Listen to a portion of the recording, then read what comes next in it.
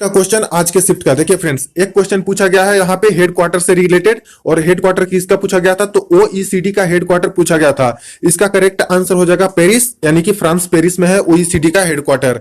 एक क्वेश्चन पूछा गया था बुक एंड ऑथर से, और लगभग 3 प्रश्न बुक एंड ऑथर से आज पूछ लिए गए हैं। देखिए रिपब्लिक जो बुक है वो उसके लेखक कौन है, तो इसका करेक्ट आंसर हो जाएगा प्लाटो। अब दोस्तों वहां पे कई रिपब्लिक के रिगार्डिंग क्वेश्चन आते हैं, तो हो सकता है फ्रेंड्स कि कुछ इससे रिलेटेड कुछ क्वेश्चन होगा, उसका कुछ और ऑप्शन होगा, तो देख लीजिएगा आप लोग की रिपब्लिक ही बुक था। रिपब्लिक अगर बुक रहता है तो यहाँ पे प्लाटो इसका करेक्ट आंसर हो जाएगा। नेक्स्ट एक सवाल आया था दोस्तों गेम्स एंड स्पोर्ट्स से रिलेटेड, और पूछ लिया गया था कि कॉमनवेल्थ जो गेम है वो 2022 का कहां पे आयोजित होने वाला है। तो 2022 का कहां पे आयोजित होगा कॉमनवेल्थ गेम, तो बर्मिंघम में होगा, और इसका करेक्ट आंसर हो जाएगा बर्मिंघम। 2018 में दोस्तों गोल्ड कोस्ट ऑस्ट्रेलिया में हुआ था कॉमनवेल्थ गेम। नेक्स्ट बात करें तो एक निपाह वायरस से प्रश्न आया था फ्रेंड्स, और निपाह वायरस किस राज्य में फैला है यह प्रश्न एक्चुअली पूछा गया था, तो केरल राज्य हो जाएगा इसका करेक्ट आंसर।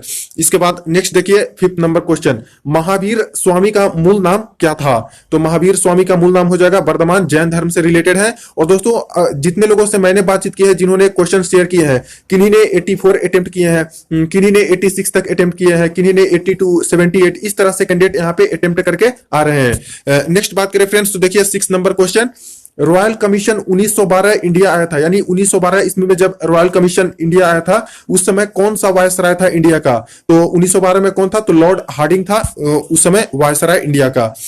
नेक्स्ट एक बुक पूछा गया है और बहुत पुराना बुक है, मृच्छ कटिकम किताब के लेखक कौन है, तो मृच्छ कटिकम का हो जाएगा करेक्ट आंसर सुद्रक हो जाएगा इसका करेक्ट। इसके बाद नेक्स्ट देखिए फ्रेंड्स एक प्रश्न पूछा गया है, इनमें से इनवर्टिब्रेट कौन नहीं है, तो ये बायोलॉजी का प्रश्न है, और लगभग इसी तरह से क्लासिफिकेशन से 2 क्वेश्चन बायोलॉजी से पूछा गया था।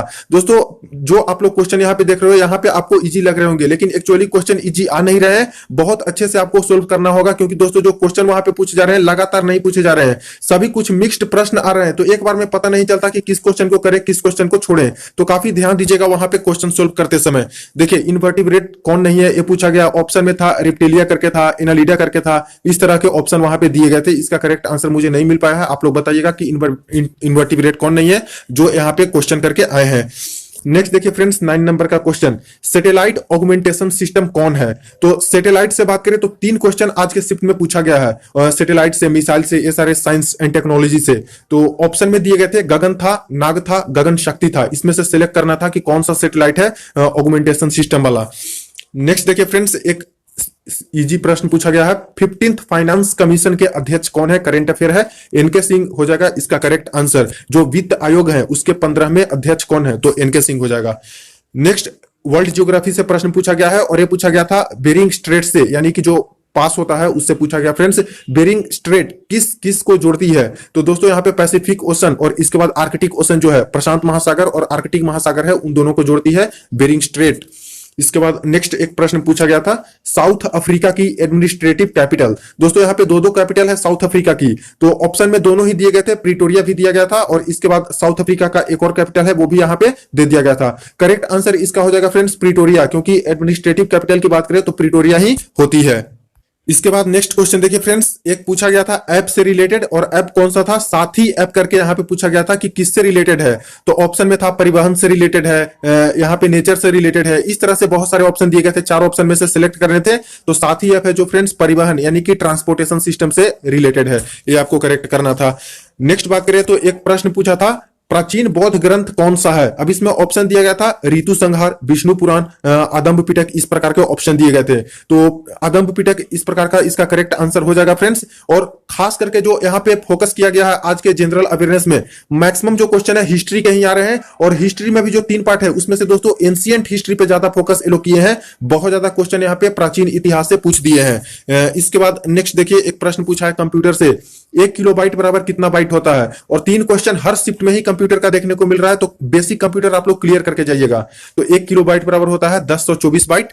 नेक्स्ट बात करें तो एक क्वेश्चन आया था दोस्तों, विशिष्ट दैत्यवाद का स्थापना किसने किया था, ये दोस्तों आप हिस्ट्री का सवाल है, और ये दोस्तों जो मिडाइवल हिस्ट्री है वहां से प्रश्न पूछा गया है, तो रामानुजाचार्य इसका करेक्ट आंसर हो जाएगा विशिष्ट दैत्यवाद के। इसके बाद एक प्रश्न पूछा था जो कि साइंस एंड टेक्नोलॉजी से रिलेटेड है, भारत के सन मिसाइल का नाम क्या है, सूर्य का जो मिशन है सन मिशन उसका क्या नाम है, तो आदित्य 11 इसका करेक्ट आंसर हो जाएगा। नेक्स्ट एक सवाल पूछा गया था, भारत का पहला अर्थ ओरिएंटेड सैटेलाइट। देखिए फ्रेंड्स, किस तरह के प्रश्न यहाँ पे पूछे गए हैं, लगभग 3 से 4 क्वेश्चन सैटेलाइट पे ही बेस्ड हैं। एप्पल दिया गया था, कार्टोसैट दिया गया था, 2 ही ऑप्शन कैंडिडेट द्वारा शेयर किए गए हैं। तो कौन सा है अर्थ ओरिएंटेड सैटेलाइट, वो भी भारत का पहला। इसके बाद नेक्स्ट बात करें तो एक 17 नंबर क्वेश्चन है, विधान परिषद कहां नहीं है। एक और शिफ्ट में फर्स्ट डे का सेकंड शिफ्ट था, वहां पे भी विधान परिषद से प्रश्न आया था। अभी देखिए फिर से एक विधान परिषद से पूछ लिया गया है। आपको पता होगा कि विधान परिषद कहां कहां पे है, आंध्र प्रदेश में है, इसके बाद तेलंगाना राज्य में है विधान परिषद, इसके बाद बात करें तो महाराष्ट्र में है और कर्नाटका में है और यूपी में है और बिहार में है। तो 6 राज्य हैं जहां पे विधान परिषद है। ऑप्शन में केरल दिया गया था, तो केरल करेक्ट आंसर हो जाएगा, यहाँ पे विधान परिषद नहीं है। इसके बाद नेक्स्ट सवाल देखिए, किसने सिविल सेवा का उम्र घटा दिया था। कौन से जो वायसराय थे उन्होंने सिविल सेवा की उम्र को घटा दिया था।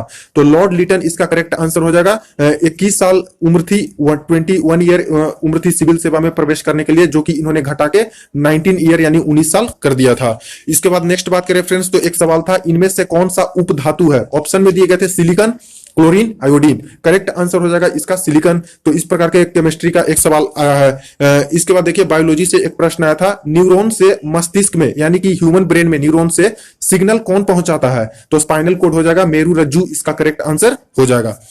नेक्स्ट सवाल देखिए फ्रेंड्स, 21 क्वेश्चन, इनमें से कौन सा अजैविक घटक है। जैविक और अजैविक यानी बायोटिक और एबायोटिक कंपोनेंट से सवाल आ रहे हैं। ऑप्शन में दिए गए थे मृदा यानी कि जो सॉइल है, पेड़ है, पौधा, इसके बाद हवा हो गया, सूर्य का प्रकाश। तो मृदा तो है यहाँ पे जो कि जैविक घटक है, पेड़ भी जैविक घटक है, हवा भी जैविक घटक है। तो अजैविक घटक कौन है इसमें से, तो सूर्य का प्रकाश यहाँ पे हो जाएगा। बाकी दोस्तों यहाँ पे नेक्स्ट बात करें तो 22 नंबर क्वेश्चन है, जोजिला टनल के बारे में पूछा था या फिर जोजिला पास के बारे में पूछा था कि किस राज्य में है। तो जम्मू कश्मीर में है जोजिला पास। इसके बाद नेक्स्ट बात करें फ्रेंड्स तो 23 नंबर क्वेश्चन देखिए, 2018 में भारत ने कौन सा सैटेलाइट लॉन्च किया है। देखिए सैटेलाइट से कम 3 से 4 क्वेश्चन आपको देखने को मिले हैं। G-SAT-2 था, G-SAT-7 था, इस तरह से ऑप्शन दिए गए थे। और 2018 का दोस्तों यहाँ पे प्रश्न पूछा गया है, देख लीजिए कल भी 2018 का 2 सवाल आया था, आज भी आया है। नेक्स्ट बात करें तो एक सीरीज इस प्रकार की दी गई थी, 6 था, 12 था, 20 था, 30 था, 42 था, इसके आगे क्या आंसर होने वाले हैं। तो ये रीजनिंग का एक सवाल था। इसके बाद देखिए फ्रेंड्स, प्रोबेबिलिटी से क्वेश्चन यहाँ पे पूछा जा रहा है। एक क्वेश्चन प्रोबेबिलिटी से पूछा गया है, वो भी पासा वाला। देखिए 2 पासे को एक साथ फेंका गया है, यानी कि 2 डाइस है उसको फेंके जाते हैं, उन दोनों पासे के संख्या का जोड़ 12 आने का प्रोबेबिलिटी क्या होगा। दोनों पासे पे दोस्तों जो जोड़ते हैं हम लोग, तो 12 आ जाए, उसकी प्रोबेबिलिटी आपसे पूछिए कि कितना होगा। एक क्वेश्चन आपका इस प्रकार से पूछा गया था, सीरीज वाला ही है, 3 था, 13 था, 23 था, इसके बाद 53 था, 63 था, 73 था, इसके बाद 103 था, इसके बाद क्या होगा। इस तरह से प्रश्न भेजे गए हैं कैंडिडेट द्वारा। कंप्यूटर का एक और सवाल है फ्रेंड्स, यहाँ पे पूछा गया है फुल फॉर्म से। देखिए DHCP का फुल फॉर्म क्या होगा, तो हो जाएगा डायनेमिक होस्ट कॉन्फ़िगरेशन प्रोटोकॉल। तो देखिए फुल फॉर्म एक कंप्यूटर से आ ही रहा है। इसके बाद मीन मीडियन मोड की बात करें तो एक क्वेश्चन आज भी पूछा गया, हर शिफ्ट में एक क्वेश्चन स्टैटिस्टिक्स वाले आ रहे हैं। मीन दिया था 40 और वेरिएशन दिया था 5, तो पूछा था कोफिशिएंट ऑफ वेरिएशन क्या होगा। तो एक सवाल था दोस्तों मीन मीडियन मोड का। तो ये सारे सवाल पूछे गए थे। अब बात कर ले हम लोग वेटेज की, मैथमेटिक्स और रीजनिंग के कितने कितने प्रश्न पूछे गए हैं, कहां कहां से और कौन से आपको फोकस करने चाहिए ज्यादा। तो देखिए मैथमेटिक्स की बात करें तो टाइम एंड वर्क से, काम और समय से 2 से 3 क्वेश्चन आज पूछा गया है। ट्रिगोनोमेट्री से एक ही क्वेश्चन था, वो भी cos theta, cos 1, cos 2, cos 3 इस तरह के करके 89 तक जाता है, वो वाला क्वेश्चन यहाँ पे पूछा गया था। अलजेब्रा से बात करें तो एक ही क्वेश्चन आया था दोस्तों यहाँ पे। सिंप्लीफिकेशन बोर्ड मास से बात करें तो 5 क्वेश्चन आया है, कल के शिफ्ट में भी 5 क्वेश्चन सिंप्लीफिकेशन और बोर्ड मास से आए हैं और 2 क्वेश्चन दोस्तों डिफिकल्टी लेवल उसका अच्छा खासा था। प्रॉफिट एंड लॉस की बात करें तो 2 क्वेश्चन यहाँ पे प्रॉफिट लॉस का आया है। SICI से 2 क्वेश्चन आया है और वो भी दोस्तों बार ग्राफ में दिया गया था, इसको आपको सोल्व करने थे। इसके बाद ट्रेन स्पीड डिस्टेंस से बात करें तो 2 क्वेश्चन यहां से भी पूछा है। इसके बाद मीन मीडियन मोड का एक क्वेश्चन पूछा है।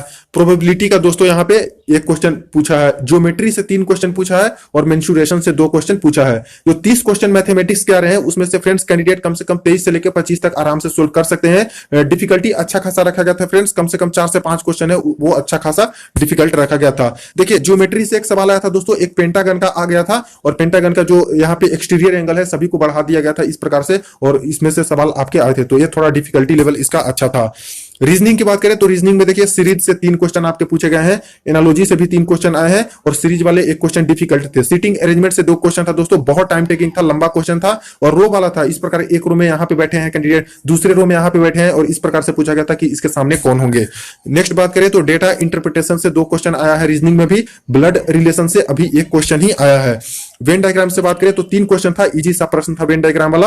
कोडिंग डिकोडिंग का 2 क्वेश्चन आया था और कथन निष्कर्ष से 3 प्रश्न देखने को मिले हैं। तो फ्रेंड्स यहाँ पे रीजनिंग का जो 30 क्वेश्चन है, कम से कम कैंडिडेट 22 से लेकर 24 तक बना सकते हैं, जिनका अच्छा खासा रीजनिंग है, और कम से कम 20 से 22 तो आसानी से कैंडिडेट सोल्व कर ही सकते हैं। तो फ्रेंड्स अगर गुड अटेम्प्ट की बात कर लें तो जितने लोगों से मैंने बातचीत की है वही फ्रेंड्स 75 टू लेके 85 के बीच में कैंडिडेट यहाँ पे अटेम्प्ट करके आए हैं। अगर एक्यूरेसी अच्छी रही फ्रेंड्स तो इस शिफ्ट में जिन कैंडिडेट ने 70 टू 75 तक यहाँ पे सोल्व करके आए हैं विद हाई एक्यूरेसी, उनका यहाँ पे गुड अटेम्प्ट माना जा सकता है, क्योंकि पेपर का डिफिकल्टी लेवल आप लोगों ने देखा मॉडरेट ही था दोस्तों। और जीके का जो क्वेश्चन है ज्यादातर यहाँ पे एंशिएंट हिस्ट्री का सवाल इन्होंने उठाया था, साइंस से वेटेज बहुत कम आ रहे हैं। तो फ्रेंड्स वीडियो को ज्यादा से ज्यादा शेयर कर दीजिएगा, कोई क्वेरी हो कमेंट सेक्शन में पूछ सकते हो, और बेल बटन जरूर दबा दीजिएगा पल पल की अपडेट के लिए।